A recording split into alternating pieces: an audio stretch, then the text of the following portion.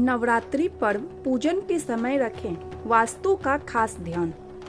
जानिए ये 10 खास बातें। नवरात्रि के दिनों में यूँ तो माँ दुर्गा की आराधना पूरे विधि विधान से की जाती है, लेकिन इस दौरान देवी दुर्गा के 9 स्वरूपों की आराधना के वक्त अगर वास्तु समस्त कुछ बातों को ध्यान में रखा जाए तो आराधना के फल में अतिशय वृद्धि होती है। नंबर 1, नवरात्रि के 9 दिनों तक चूने और हल्दी से घर के बाहर द्वार के दोनों ओर स्वास्तिक बनाना चाहिए।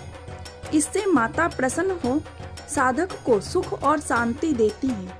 वही अक्सर घरों में शुभ कार्यों में हल्दी और चूने का टीका भी लगाया जाता है, जिससे वास्तु दोषों का नकारात्मक प्रभाव व्यक्ति पर नहीं होता है। 2, पूजा स्थल को साफ सुथरा रखना चाहिए।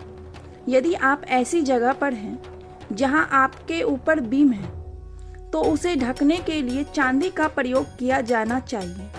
जैसे हवन के समय यह बीचों बीच में लगाई जाती है। नंबर 3, वास्तु में ईशान कोण को देवताओं का स्थल बताया गया है, इसलिए नवरात्रि काल में माता की प्रतिमा या कलश की स्थापना इसी दिशा में की जानी चाहिए। इस दिशा में शुभता का वैज्ञानिक कारण यह है कि पृथ्वी की उत्तर दिशा में चुंबकीय ऊर्जा का प्रभाव निरंतर होता रहता है, जिससे उस स्थल पर सकारात्मक ऊर्जा का प्रभाव पड़ता रहता है।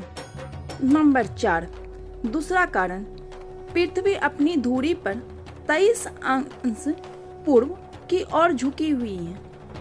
इस कारण पृथ्वी पूर्व की तरफ हटकर 66.5 पूर्वी देशांतर से यह दिव्य ऊर्जा पृथ्वी में प्रविष्ट होती है, जो ईशान कोण क्षेत्र में पड़ता है।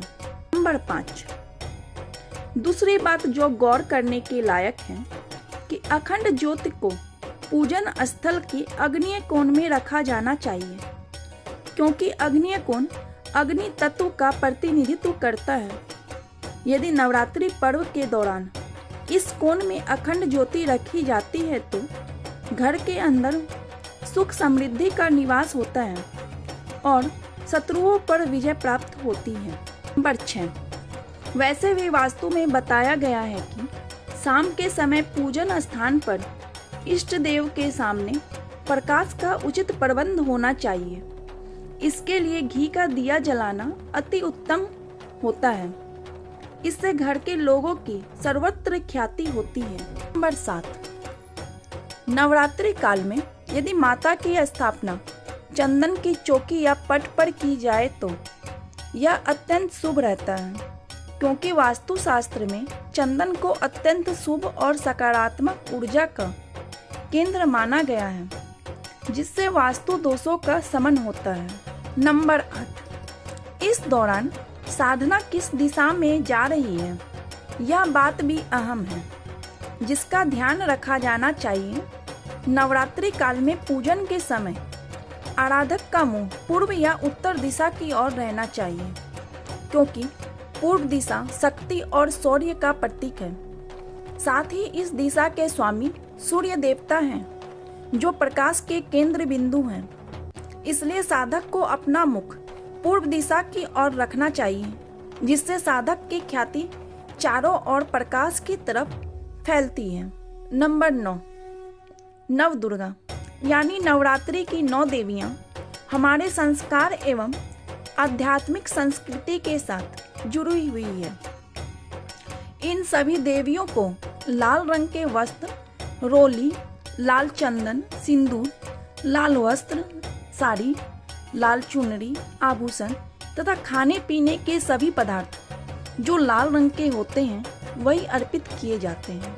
नंबर 10, नवरात्रि पूजन में प्रयोग में लाए जाने वाले रोली या कुमकुम से पूजन स्थल के दरवाजे के दोनों ओर स्वास्तिक बनाया जाना शुभ रहता है। इससे माता की कृपा साधक के सारों दुखों को हर सुखों के दरवाजे खोल देती है।